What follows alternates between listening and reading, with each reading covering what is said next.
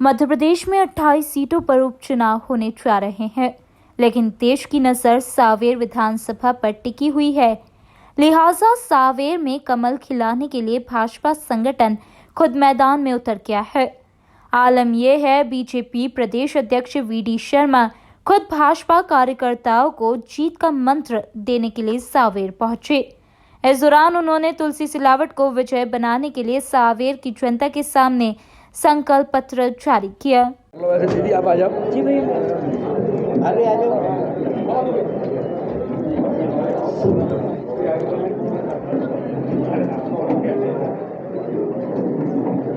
Media से चर्चा के दौरान वीडी शर्मा ने किसान कर्ज माफी को लेकर पूर्व की कमलनाथ सरकार को जमकर निशाने पर लिया।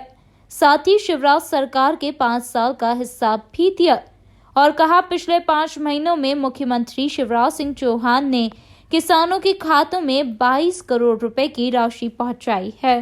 कर्ज माफी का आपने धोखा देकर झूठ बोला और आपने कर्ज माफी 10 दिन के अंदर राहुल गांधी ने कही थी, अगर नहीं होगा तो मुख्यमंत्री बदल लेंगे, ये भी कहा था। अब ये बातें ठीक है, इनके बारे में बहुत चर्चा नहीं करना चाहता, लेकिन आपने कर्ज माफी का धोखा दिया लोगों के साथ। मैं क्या कह रहा हूं सुनिए आप। भारतीय जनता पार्टी का सिद्धांत है, हम किसी को प्रलोभन और झूठ बोल करके वोट नहीं पाना चाहते। भारतीय जनता पार्टी की सरकार बनी 5 महीने के अंदर। मैं आपसे कहना चाहता हूं, कमलनाथ जी ने 26 लाख की पेन ड्राइव की थी। मीडिया के मित्रों ने उस पेन ड्राइव को सर्च किया है, हमने नहीं किया। और आप ही चैनल ने दिखाया ये किसान क्या कह रहा है, झूठ बोल रहे हैं आप, हमारा कर्जा माफ तो हुआ नहीं, आपने फर्जी सर्टिफिकेट दिए। और बैंक जो किसानों का पैसा बैंकों में जमा था, कोऑपरेटिव बैंकों में, उसका पलटा कर दिया और आपने कह दिया कर्ज माफी होगी, बैंक डिफॉल्टर हो गए। जांच हो रही है इसकी। एक दूसरा मैं कहना चाहता हूं कि मध्य प्रदेश के अंदर ऑफिशियल रिकॉर्ड पर विधानसभा के अंदर कितने हजार करोड़, 6000 करोड़ रुपए भारतीय जनता पार्टी की सरकार बनती है मेरे तुलसीराम सिलावट जी के सहयोग से। और सरकार बनने के बाद मुख्यमंत्री शिवराज सिंह चौहान ने 2200 करोड़ रुपए, 4300 करोड़ रुपए, ये किसानों का प्रीमियम था जो कमलनाथ खा गए थे। वो सरकार का पैसा, सहायता नहीं थी, किसानों का पैसा था। इतना ही नहीं, वीडी शर्मा ने कांग्रेस छोड़कर भाजपा में शामिल होने वाले ज्योतिरादित्य सिंधिया का बचाव करते हुए कहा, जब वचन न पूरे नहीं किए तो ज्योतिरादित्य सिंधिया और उनके समर्थक नेता भारतीय जनता पार्टी में शामिल हुए हैं, क्योंकि कांग्रेस में सरकार कोई और चला रहा है। लेकिन सिंधिया जी को ये लग गया कि अब इस मध्य प्रदेश के अंदर जो वादे किए थे, जिसके आधार पर हम आए, और मैं तो कहूंगा कि जो झूठ बोला था कांग्रेस ने, जो वादे पूरे नहीं हो रहे थे, वो प्रत्याशी सभी मिलकर के उनको लग रहा था कि हमने जनता को वादे किए, किस मुंह से जाएंगे। तब तो ये कहा था कि इन वादों को पूरे करो। ग्वालियर चंबल अंचल की अवहेलना कर रहे हैं आप, सांवेर की अवहेलना कर रहे हैं, सिंधिया जी के साथ जो मित्र काम कर रहे थे उनकी सबकी अवहेलना कर रहे हैं। और दिग्विजय सिंह, जिसने 2003 से पहले मध्य प्रदेश को बंटाढार कर दिया था, उसके इशारे पर सरकार आप चला रहे हैं। तब उन्होंने ये, उनका भाव मन का जागृत हुआ होगा, तब उन्होंने निर्णय किया।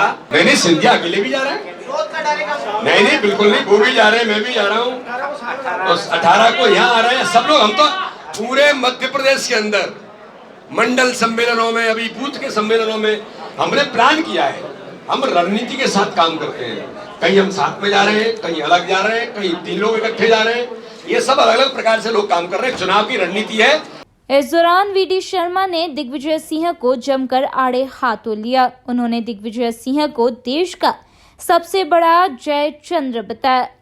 इतना ही नहीं, वीडी शर्मा ने बटाला हाउस एनकाउंटर को लेकर दिग्विजय सिंह को निशाने पर लिया।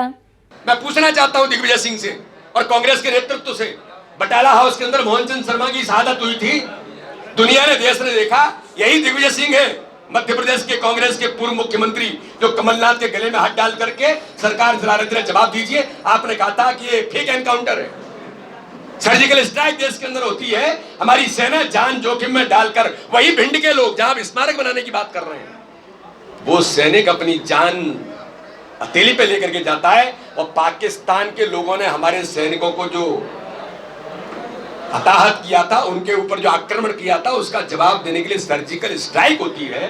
भारत में जश्न मनता है लोग सेना के प्रति सलाम करते हैं और आप दिग्विजय सिंह कहते हैं कि इसका प्रूफ चाहिए। अरे भारत का ये आज का सबसे बड़ा जयचंद है, ये दिग्विजय सिंह मैं कह रहा हूं। ऐसे जयचंदों को मध्य प्रदेश की जनता नहीं, देश की जनता जानती है, आपके चरित्र को पहचानती है। आप चाहे लोकतंत्र की यात्रा निकालो, चाहे शहीदी स्मारक बनाने की बात करो, आप ये अपमान, आपने राम मंदिर पर अस्तित्व ही कह दिया था, अस्तित्व ही नहीं है राम मंदिर का। राम सेतु कहां है? कौन कहता राम सेतु है? और अब आप ये टपली बजाओ, चाहे नौटंकियां करो, आपके छल कपट झूठ मंडली को भारत, संपूर्ण भारत और मध्य प्रदेश तो जनता जानती है, इसलिए तो चेहरा छिपा रहे हैं आप। तो इसलिए कमलनाथ जी या दिग्विजय सिंह या कोई भी हो, अब मध्य प्रदेश में आपका अस्तित्व खत्म हो चुका है। फिलहाल बीजेपी के सभी नेताओं का फोकस सांवेर सीट पर है, लिहाजा बीजेपी के सभी बड़े नेता रोजाना यहां पहुंचकर जनता के साथ ही अपने कार्यकर्ताओं को संबोधित कर रहे हैं ताकि उपचुनाव में जीत सुनिश्चित हो सके। Bureau report, INN news, Indore.